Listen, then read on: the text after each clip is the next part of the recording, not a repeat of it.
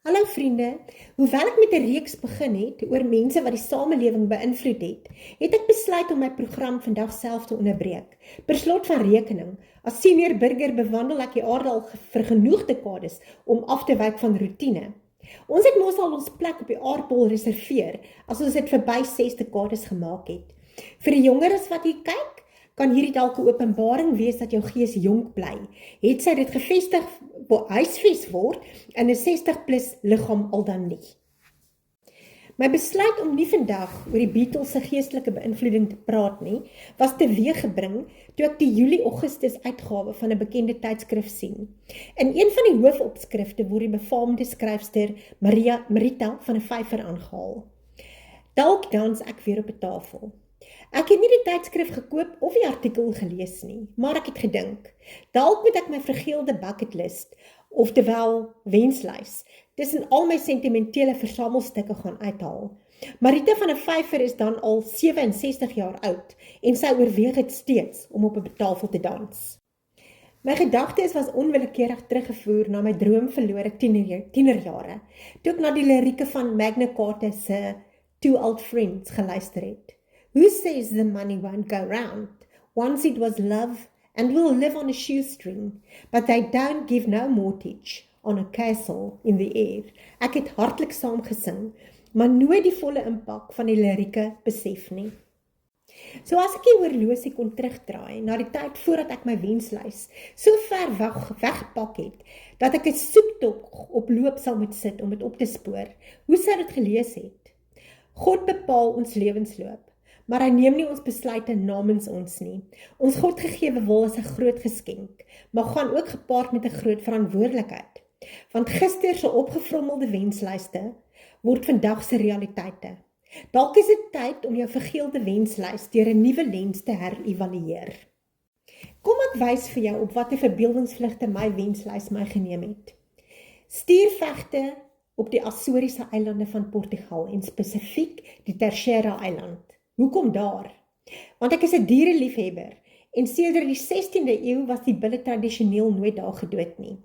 Die opera Carmen van Bizet, wat in Sevilla, Spanje afspeel, het my nog altyd fascineer. In hierdie opera word nie die matador of die bul gedood nie, maar wel die vurige Spaanse sigeunermeisie Carmen.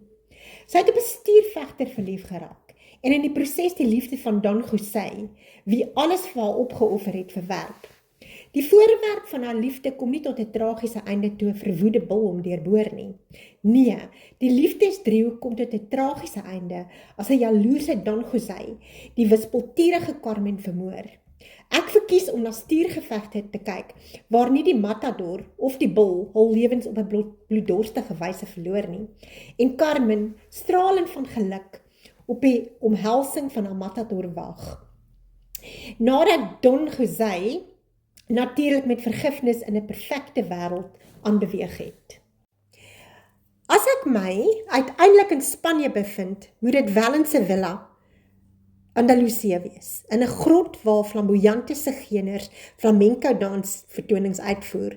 Ek sal meegesleer word deur die klank van Spaanse gitare en kastanette en tyd sal stil staan totdat ek Frankryk toe vertrek. In Frankryk sal ek nie Parys, die stad van liefde, besoek nie, want kommersiële Parys het sy karakter verloor. Ek sal in 'n Franse chateau, op die Franse platteland, in Provence, Bordeaux, Bourgogne of Champagne tuis gaan. Een kwalifikasie, die badkamer moet 'n kaggel hê, sodat ek my borrelbad kan geniet, ten midde van snerpende Europese weer. Ons Suid-Afrikaners dra mos elkeen 'n stukkie Europa in ons rond, weens ons Europese voorsate. En o ja, 'n moderne toevoeging tot die badkamer sal luidsprekers wees, want musiek is immers die hart se taal. Dit spreek tot ons emosies en skep onvergeetlike herinneringe. So Shakespeare in Twelfth Night sê, "If music be the food of love, play on." Dink daaraan, die Bybel en spesifiek Openbaring beskryf vir ons mildelike musiek en gesange in die hemel. Hierna sal ek die land wat soos 'n stewel op die wêreldkaart lyk besoek. Die komponis Giuseppe Verdi het gesê, "You may have the world if I may have Italy." Rome, die ewige stad, bekoor my nie by uitstek nie. As ek daar op 'n spontane, onbeplande wyse beland, sal dit goed wees, maar ek sal nie tyd verspil om by die Toskane uit te kom nie. Wie onthou die romantiese film Under the Tuscan Sun? Maar ek sal waarde tot die besoek volg, deur 'n kursus in autentieke Italiaanse kookkuns daar te volg. Daarna sal ek die Amalfi-kus besoek. Ek sal nie nalat om Anna Capri te besoek nie, daar waar Axel Munthe die storie van San Michel geskryf het. In my verbeeldingsvlug sou my geld wonderbaarlik nog tot hier gehou het, want die Griekse eilande se roepstem sou harder word. Om my tog mee af te sluit, sou ek soos Vicky Leandros op die klank van besoekie musiek op 'n Griekse eiland gedans het tot sonsopkoms. Dalk op Skopelos, waar Mamma Mia verfilm was. So Shirley Valentine in die rolprent met dieselfde naam sou ek dalk 'n lang, donker, aantreklike dansmaat gevind het. Op my vlug terug Suid-Afrika toe, sou ek my vakansieromanse verwel moes toeroep, tensy ek soos Marita van der Vyver, die man van my drome ontmoet het in Frankryk, en soos Bonnie Tyler in 1977 gesing het. I was lost in France in love. In die spesifieke liedjie sing sy, and I looked round for a telephone to say, baby, I won't be home. I was lost in France in love. Dit was lank voor selfone. Dit het ook met Marita van der Vyver gebeur. Sy woon sedert 1999 in Frankryk en dit lyk asof haar volksvreemde huwelik haar goed gedoen het. Want dalk sal sy weer op 'n tafel dans op die ouderdom van 67 jaar. Die lewe is 'n misterie. In God se koninkryk word robotisme nie aangehang nie. Jy het 'n siel en met elke asemteug ontvou jou lewe steeds.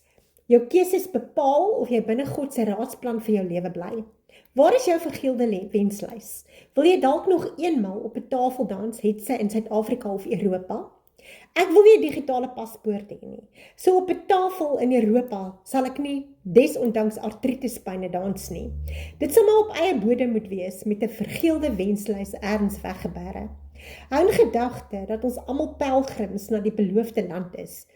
Ongeag of jy jou op die Camino in Spanje of op die Camino tot in Plettenberg Baai bevind. Vir God sal jy nooit 'n opgevrommelde wenslys in die asblik van die lewe wees nie. Hy het jou waarde so hoog geag, dat hy vir jou sy seun gestuur het om vir jou te sterf. Die ouderdom hoef jou nie te kniehalter nie, en jy mag steeds droom. Vertel my van jou wenslys. Tot volgende keer en onthou, die beste kom nog. Shalom.